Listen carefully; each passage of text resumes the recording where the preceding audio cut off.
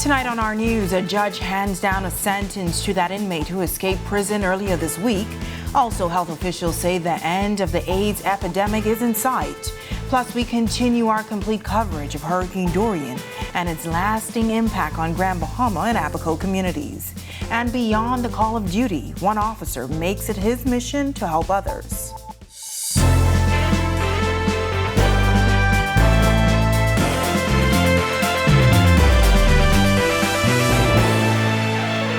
Welcome to our news. Thank you for joining us. I'm Natalia Hall.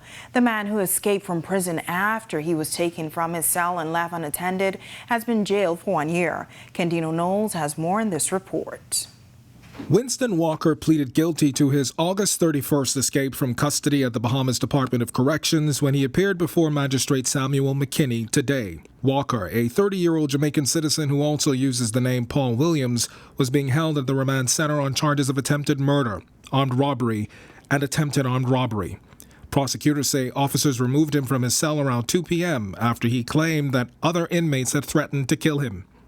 And soon after, prosecutors say Walker made a run for it, as officers were busy dealing with several fights among inmates. The court heard how he jumped the wall behind the chapel and a fence that led to Yamacraw Road. Walker's escape was short-lived, though, as police say they arrested him around 1 a.m. on Thursday, September 1st on Seabreeze Lane after responding to reports of a prowler.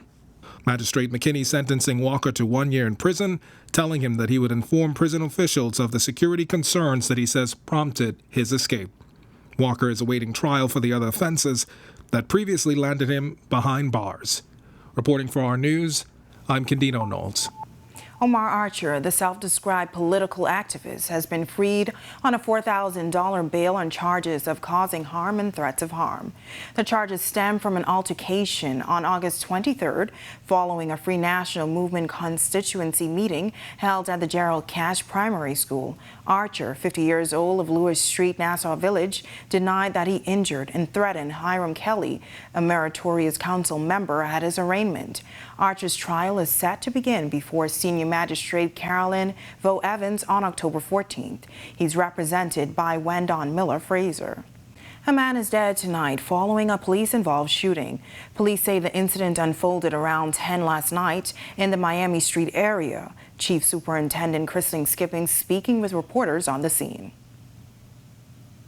Officers attached to Operation Ceasefire, acting on intelligence that several men were armed with illegal handguns, proceeded to Miami Street, which is located between Cotto Avenue and Balfour Avenue. As the officers approached the property, one of the males produced a handgun and engaged officers and was subsequently shot. Now police recovering a handgun and a quantity of ammunition from the deceased. The chief superintendent sending this message to criminals. I would like to encourage young men who may be in possession of firearms.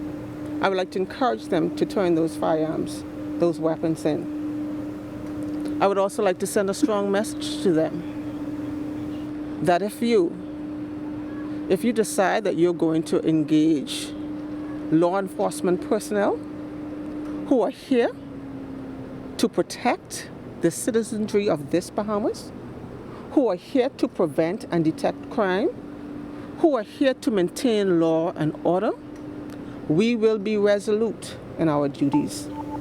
A man who police say was killed after being attacked by dogs last weekend has been identified as 61-year-old Anthony Swan of Ashley Road in Ridgeland Park East. Police say around 4 a.m. on August 27th, they were called to Palm Tree Avenue and East Street, where they found Swan's lower body with severe injuries. At the scene, police press liaison officer Chief Superintendent Christine Skippings reminded the public that all dogs should be licensed, and if they are kept on the outside, the yard should be properly secured and enclosed.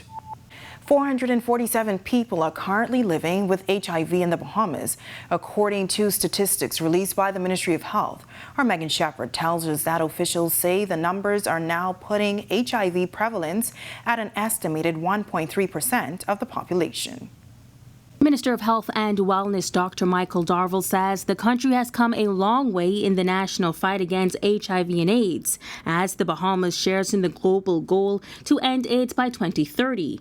That's 0 new infections, 0 discrimination, and 0 AIDS-related death. The interim targets for the year 2025 includes identifying 95% of people living with HIV, placing 95% of positively identified individuals on antiviral therapy, ensuring that 95% of those on therapy achieve undetectable viral loads indicative of treatment success. Director of the National HIV, AIDS, and Infectious Diseases Program, Dr. Nakia Forbes, adding the country has shown steady progress toward reaching those goals. She says there has been remarkable progress with the decline in the number of new infections. The number of newly reported HIV diagnoses decreased by 53% in the years between 2010 and 2019. Now, Dr. Forbes notes that death by AIDS is preventable once the patient is receiving effective care.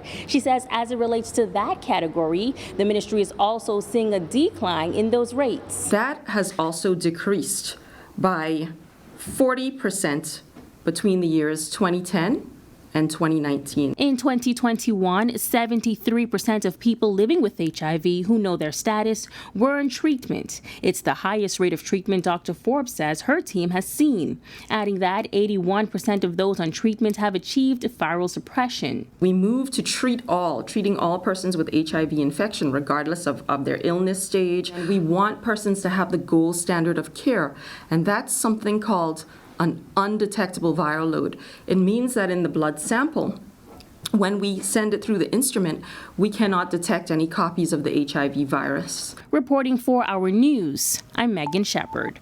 Daniel becomes the first Atlantic hurricane of the season, thankfully far away from the Bahamas, where we saw partly sunny skies today. Meteorologist Greg Thompson, another quiet evening.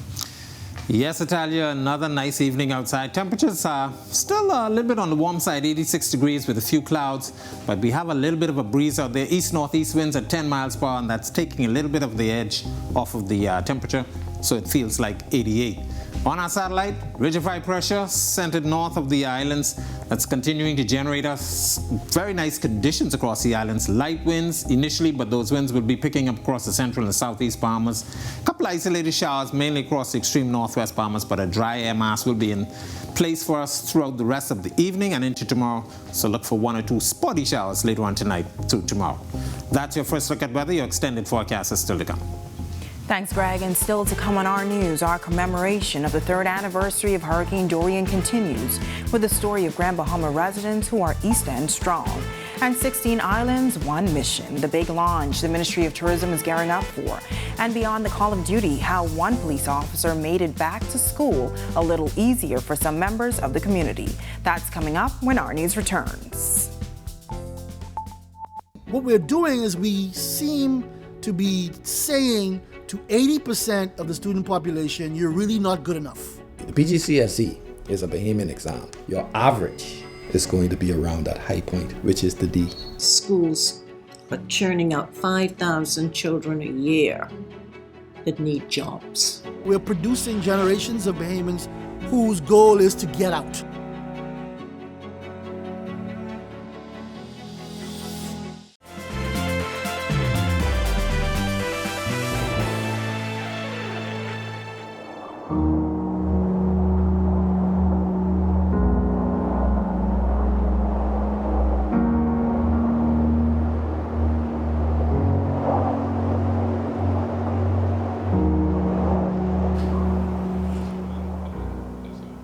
A somber moment in time for survivors of Dorian as we continue to memorialize the souls lost following the disastrous landfall.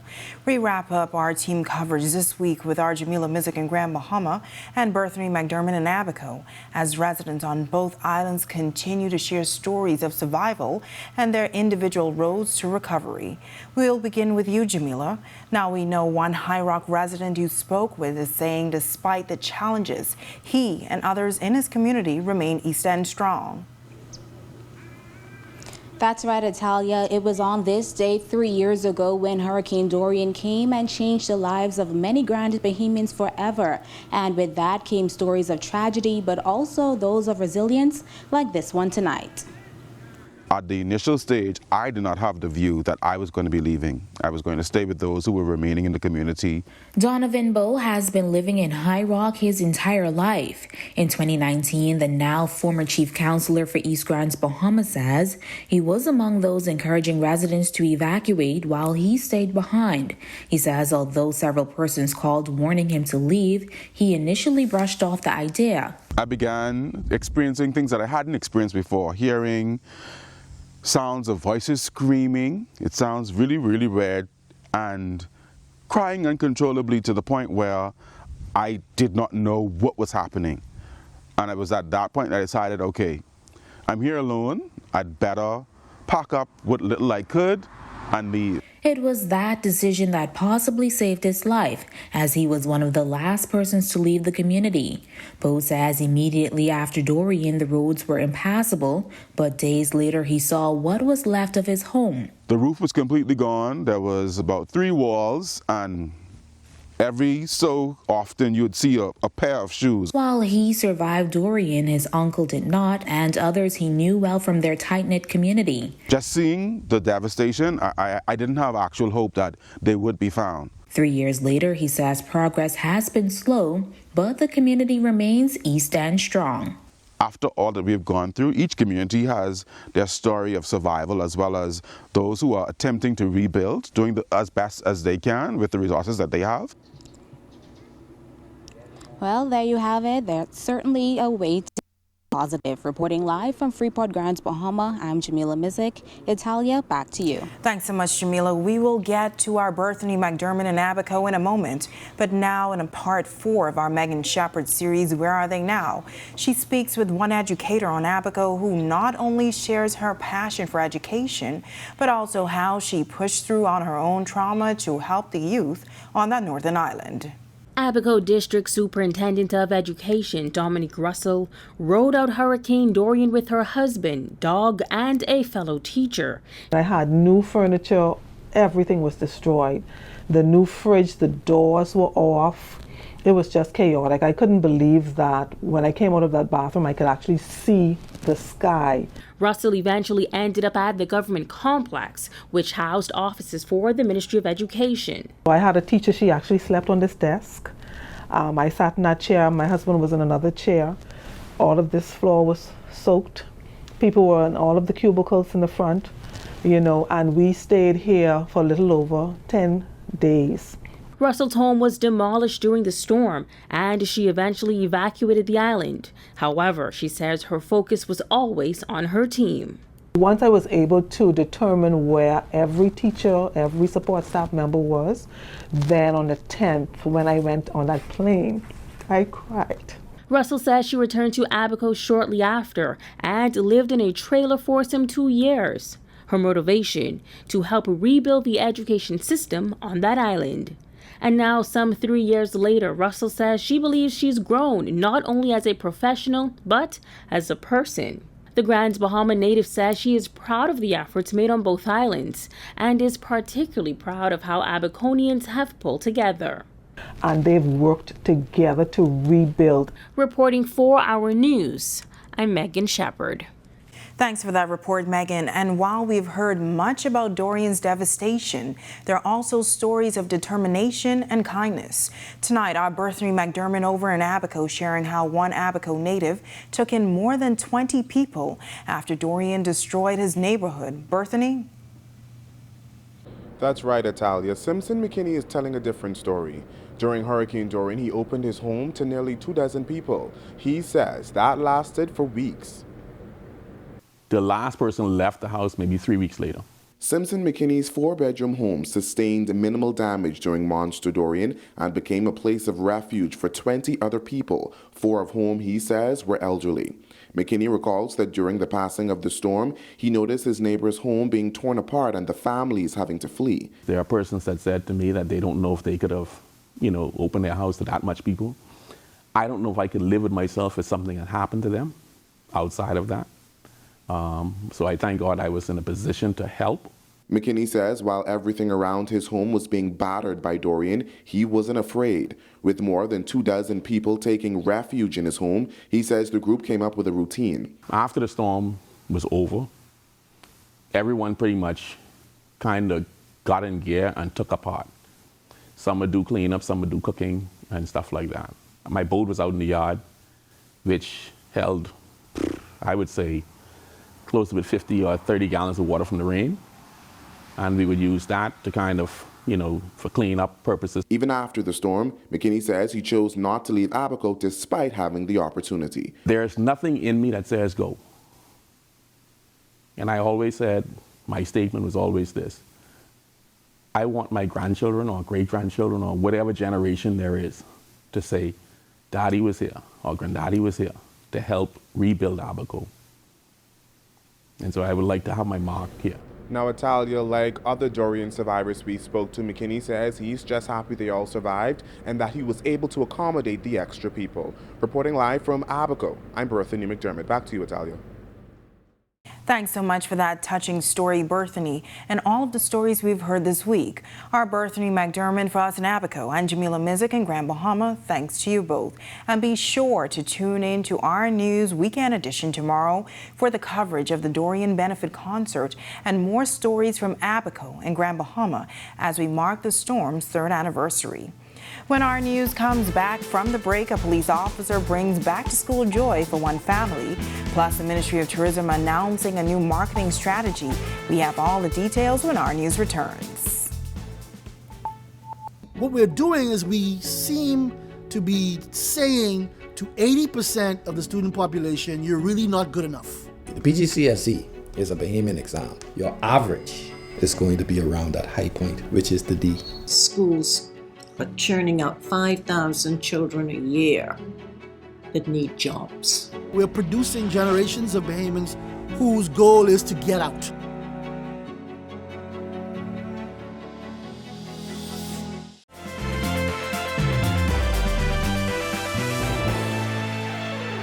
This is our news. Welcome back. The Ministry of Tourism and Aviation is set to visit major cities in an effort to promote Brand Bahamas and encourage travel to 16 featured islands.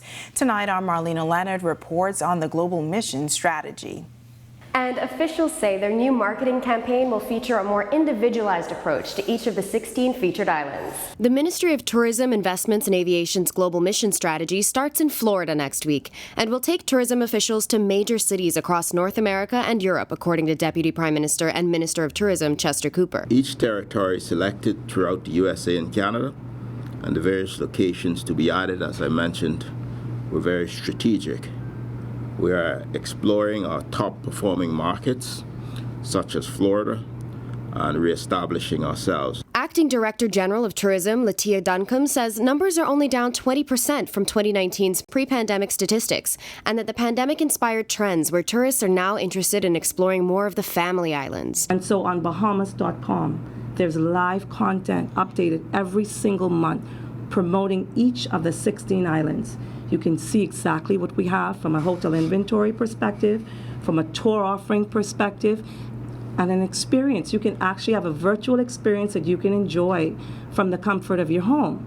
So at the end of the pandemic, when there was pent-up demand, there was also pent-up finances. And that's one of the things we're seeing now. Duncombe says this mission is a perfect example of the ministry's motto. The portfolios are all diverse. Our motto, build, grow, maintain, explore. And that's what we're seeking to do, capitalize on all of the opportunities to grow and develop the 16 island destinations. Reporting for Our News, I'm Marlena Leonard. Foreign Affairs Minister Fred Mitchell reflecting on the legacy of Mikhail Gorbachev, who died at the age of 91 this week. He was the first and only president of the Soviet Union. Russian news agencies reporting that Gorbachev, who is credited for helping end the Cold War without bloodshed but failed to prevent the collapse of the Soviet Union, died on Tuesday. In speaking about his impact, Minister Mitchell recounted the valiant effort he took to bring about democracy, sharing his contrast. It appears, however, that the country, Russia as it now is, has drifted back into this kind of Cold War, hot war atmosphere. and it may be that we have not learned the lessons. But with his passing, I think this is a time for all nations to reflect on the fact that we need to work together for world peace, that all countries should be able to get together and work for the common good, particularly as climate change is such a major issue. And so as Gorbachev passes into history, we remember the cold warriors and the hot warriors and say, let us hope that we do not make the mistakes of the past. Now, TASS News Agency reporting that Gorbachev will be buried in Moscow, citing a source familiar with the family wishes. Still ahead on our news tonight, we'll tell you the story of how one police officer is building relationships in the community. And the first hurricane of the 2022 Atlantic hurricane season.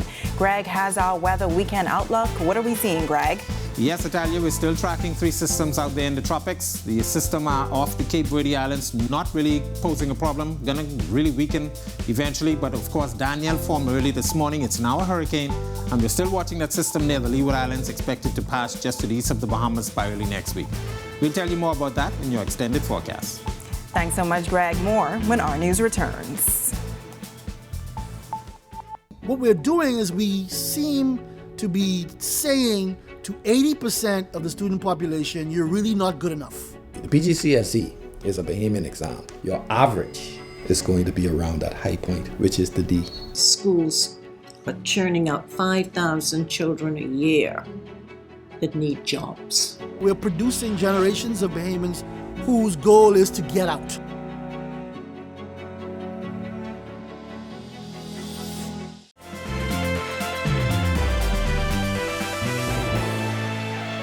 Welcome back to our news. Activity in the Atlantic picks up with the first hurricane of the Atlantic hurricane season. Greg is back in the Weather Center with our weekend outlook and a breakdown of what's going on in the tropics. What can you tell us, Greg?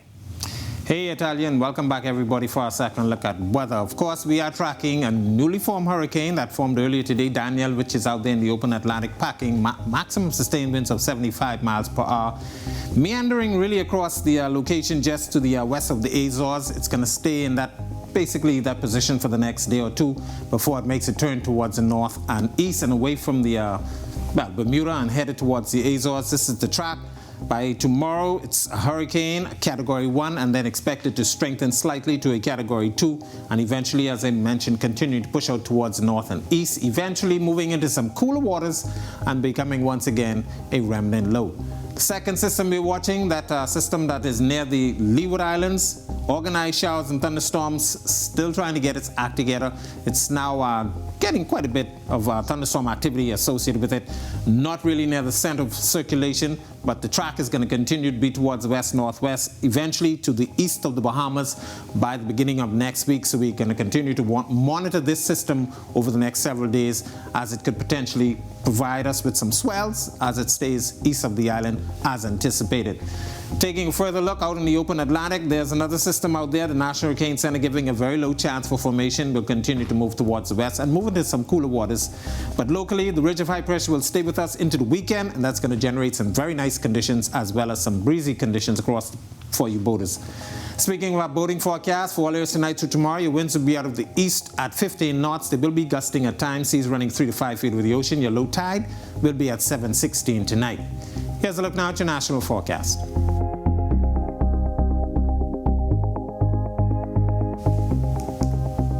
In your extended forecast, quiet weather into the weekend.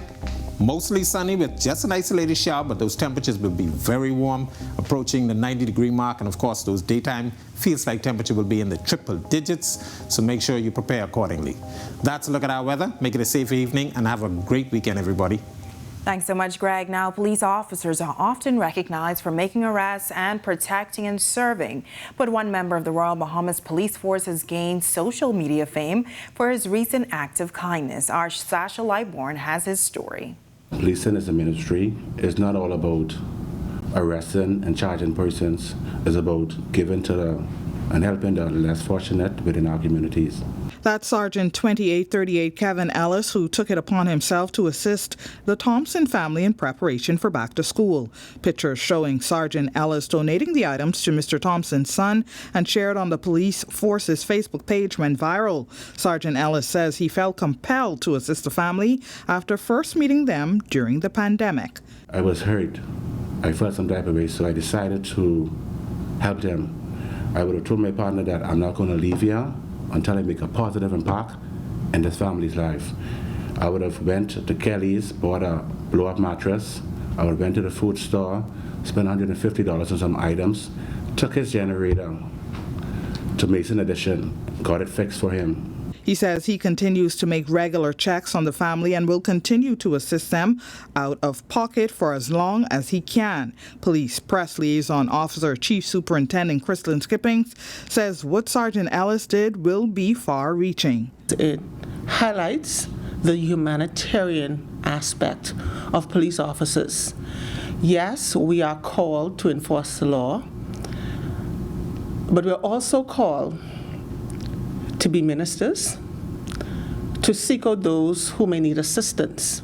If we can bridge the gap with the young people at such an early age, we can definitely prevent some of the criminal activities from happening later on in life. Reporting for our news, I'm Sasha Lightbourne. Great report, Sasha. Now, thank you for joining us for our news tonight. On behalf of the entire news team, I'm Natalia Hall. Have a beautiful evening, Bahamas.